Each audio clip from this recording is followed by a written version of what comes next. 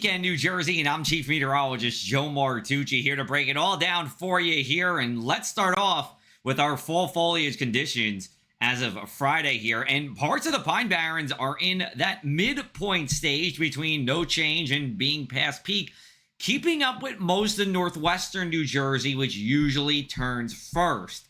Now, because of the dry weather we've had for the past 5 weeks now, in that third cold week of August that we had, still looks like we're going to be ahead of schedule for our peak foliage. I think the week of October 21st will be peak for the inland areas. And then once we get to the immediate coast, the week of November 4th here. So go out and enjoy the colors if you can in the Pine Barrens. Places like Double Trouble State Park, Bass River State Forest all look to be really good spots for that. Here's a look at our weather pattern this weekend. High pressure is large and in charge here in the upper levels. Now, we're still going to see one round of rain this weekend. It'll be brief and scattered. I'll tell you in a minute. But what it's doing is keeping away these troughs of lower pressure, which usually brings stormier weather. Not only that, but a ridge of high pressure means a thicker atmosphere. And the thicker the atmosphere, the more hot air it can hold. So we're going to be warm this weekend. Here's a look at our futurecast according to the North American model. Could be a shower through 8 a.m. on Saturday. That's it. Then we're dry for the rest of the weekend here. We'll have a good mix of sun and clouds throughout the weekend. More sunshine as we go into our Saturday afternoon. Here comes a couple of rain showers Monday morning with a cold front. It's going to be scattered and light, though. No widespread rain expected through at least the next 7 days. Here's a look at our weekend forecast numbers. Showers before 8 a.m., and then we have a low temperature of 59 degrees, a PM high of 77, and then on Sunday, pretty much doing it all over again, except it's going to be a little bit chillier on Sunday morning. Even a few places in the Pine Barrens, like maybe Manchester or Hamilton, going to be in the 40s to start before rising into the mid-70s.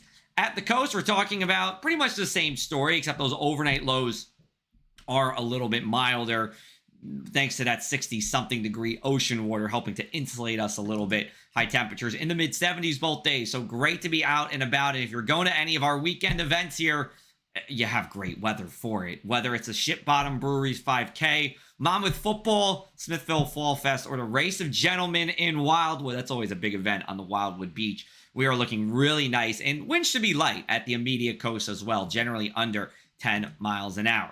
Here's a look at our sea and sand forecast for this weekend. Hey, if you want to lay out on the sand or take a trip on the boat in the bay, it's looking really nice here. Don't go in the water, though. We do have that high risk of rip currents on the ocean side. Wave heights 3 to 4 feet. Ocean water, not the side to be in. If you want to go in the bay water, that's fine. UV index is about a 4, which is a moderate.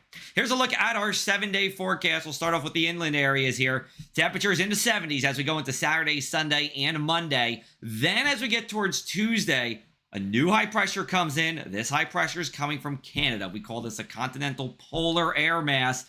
And it'll be feeling definitely like fall with highs in the 60s. And look at those morning lows.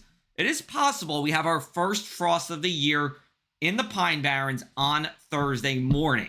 The air temperature in some of those really secluded spots could be in the 30s. We go to the short 7-day for you here, and we're talking about temperatures in the 70s through Tuesday at the beach. So you have good days to lay out on the sand or get out on the boat Saturday, Sunday, even Monday once those rain showers pass. Then as we go into the later part of next week, we're talking about temperatures that cool down a little bit there. Now, if you're looking for beyond this, still looking to stay on the chillier side as we go into October 9th to the 13th. This is Columbus Day and Indigenous Peoples Day weekend, and we're talking about probably more days with highs in the 60s and low temperatures in the 40s inland. And over at the coast, we're expecting below average temperatures as well.